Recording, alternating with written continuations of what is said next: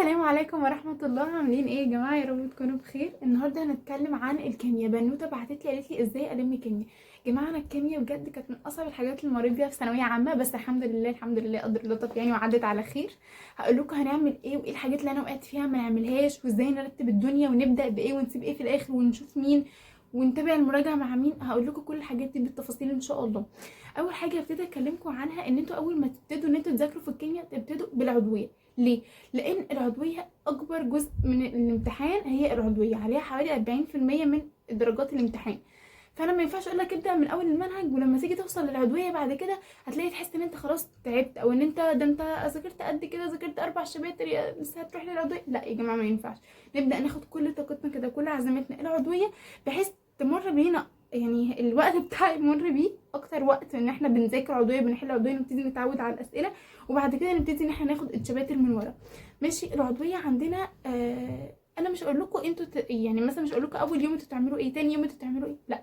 كل واحد لازم يجيب ورقه وقلم ويشوف الدنيا عنده عامله ازاي، لان مش كل الناس هتقدر تذاكر في الايام اللي انا هقول فيها. اوريدي في ناس دلوقتي واقع منها كذا ماده، يعني في حد واقع مثلا منه الانجليش والكيمياء والعربي، كل ماده منهم في حاجه المفروض يبتدي يلمها قبل الامتحانات.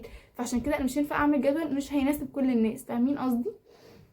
لكن احنا هنبتدي نقسمها وكل واحد ادرى بحياته، كل واحد ادرى الشابتر اللي هو كويس فيه ايه، ممكن يخلص معاه في قعده ايه، ممكن يقعد معاه كذا يوم كده.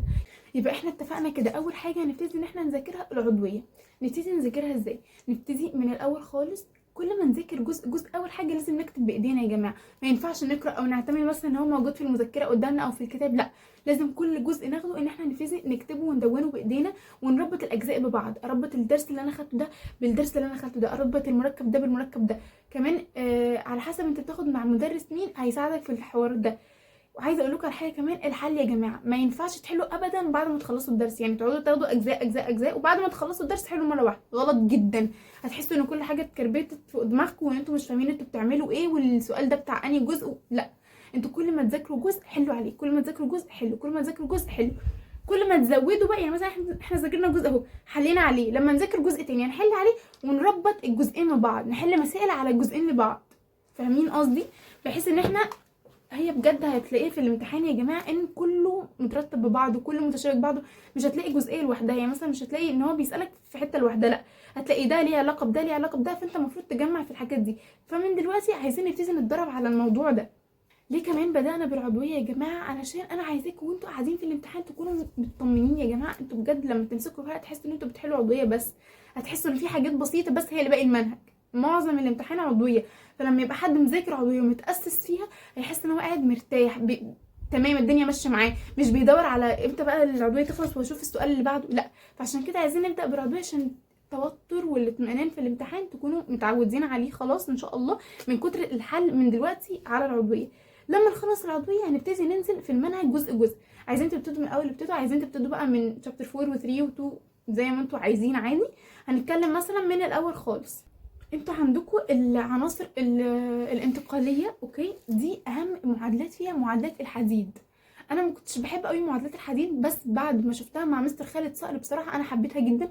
مربط الدنيا ببعض، شارحها بطريقه حلوه جدا، شارح فهم، مش اللي هو الدش معادلات، لا. هسيب لكم اللينك الفيديو بتاعه تحت، هسيب لكم لينك مراجعات خالد صقر كلها تحت، انا كنت بتفرج عليها وجبت في مجموع كويس بسببهم. هسيب لكم كمان مراجعه للعضويه، مراجعه كبيره حل بقى وتعيشوا فيها براحتكم. تمام. يبقى كده احنا نخلص اول درس ونركز على معادلات الحديد كويس جدا، نربطهم ببعض ونشوف امتى ايه وامتى ايه، نرتب الدنيا في دماغنا. نكتب يا جماعه، بجد انتوا مش هتحفظوا او هتكونوا متقنين الحاجه غير لما تكتبوها كتير وتحلوا عليها كتير. الحل ثم الحل ثم الحل يا جماعه، انتوا مش متخيلين اهميته. انتوا اصلا المفروض دلوقتي تكونوا بتحلوا بس، بمعنى الكلمه تكونوا بتحلوا بس، علشان لازم تبتدوا تتعودوا ان انتوا تشوفوا اسئله اول مره تشوفوها. لازم تبتدوا تتعودوا من دلوقتي، تكتسبوا تناحه ومناعه من دلوقتي عشان لما تخشوا الامتحان تبقى الدنيا سهله عليكم. اللي انتوا حتى لو حليتوا ايه دلوقتي لما تخشوا الامتحان هتلاقوا اسئله اول مره تشوفوها وهيبقى متهيأ لكم انتوا مش هتعرفوا تحلوها. انتوا هيبقى متهيأ لكم كده، لكن لما تمشوا في الحل هتعرفوا تحلوها عادي جدا. بعد العناصر الانتقاليه عندنا بقى التحليل الكيميائي، وعندنا الاتزان الكيميائي، وعندنا الكيمياء الكهربيه. الحاجات دي كلها لذيذه. الباب الثالث ده لذيذ، ممكن يتاخد مع بعض على بعضه، يعني الباب الرابع نفس الكلام. هما بجد اطول حاجه العضويه، وانتوا قسموها كذا يوم. لو مثلا واحد وقع في اول اجزاء يكون ماشي فيها على مهله شويه، ياخد فيها يوم يومين، لان هو بعد كده الدنيا تمام يبتدي يمسك حبه. اهم حاجه وانتوا بتخلصوا كل جزء نحل زي ما قلت لكم. بعد ما نكون خلصنا المنهج مذاكره، خلصنا، احنا قلنا ان احنا هنبتدي بالعضويه تمام، كل جزء بنحل عليه تمام، كل ما بنخلص جزئيه بنربطها بالجزئيه اللي بعديها، حلوه الدنيا.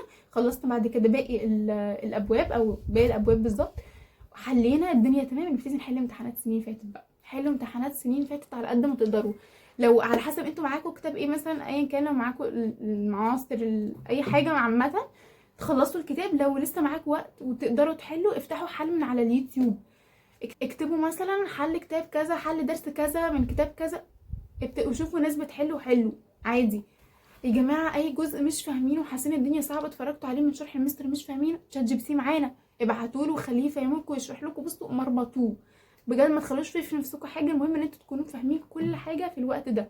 عايزاكم زي ما قلت لكم ما تخافوش خالص وانتوا بتحلوا الاسئله يا جماعه. طبيعي هتشوفوا اسئله انتوا ما تعرفوهاش اول مره تشوفوها، ابتدوا تتعودوا على ده يا جماعه. انتوا فكروا في السؤال دقيقه، ابتدوا فكروا فيها، لقيتوا نفسكم بتبتدوا تحلوا، كملوا حل عادي. لقيتوا ان انتوا مش لسه خلاص مش فاهمين اي حاجه، خش على اللي بعد، سكيب وادخل على اللي بعد، سكيب وادخل على اللي بعد. بعد ما تخلص وتوصل للاخر ارجع لهم، هيبقى خلاص مخك ابتدى يتفتح، وان هو ابتدى يشوف الاسئله وابتدى يحل، هيجمع شويه المعلومات وهيقدر ان هو يحل الاسئله دي عادي. ما تقلقوش ما تتوتروش بجد. حاولوا يا جماعه تتمرنوا على الموضوع ده من دلوقتي علشان ما تكونوش قاعدين في الفاينل رعب، رعب بجد. بس انا مش عايزه اطول عليكم اكتر من كده، انا بس زي ما بقول لكم اهم حاجه تبتدوا بالعضويه، تحلوا عليها وتربطوا كل جزء بالتاني، وبعد كده تخشوا باقي الدروس عادي، وبعد كده نبدا نحل. بس اول حاجه نبتدي بيها هي العضويه. هسيب لكم زي ما قلت لكم اللينكات بتاعت خالد صقر، وان شاء الله حد منكم يستفاد منها، وهي بجد كويسه جدا، وهو انسان كويس يعني ما شاء الله، وبيشرح كويس جدا. كمان في مستر عبد الجواد او محمد عبد الجواد يعني. انا بصراحه ما شفتش الحل والشرح بتاعه، بس في ناس كتير قوي كانت بتقول كويس، فهو برضو لو عايزين تتفرجوا عليه اتفرجوا عليه. حاولوا يا جماعه تهتموا جدا بالوقت دلوقتي، ما تحاولوش ان انتوا تضيعوا بجد الوقت ده من ايديكم. فوقوا من التوتر، ما لسه في وقت عادي يا جماعه، لسه معاكم وقت عادي بجد. اي حد وقع منه اي حاجه يبتدي ان هو يلمها على قد ما يقدر، يبتدي ان هو يخلص حاجته دلوقتي خلاص، ويقعد يحل بقى لحد الامتحانات.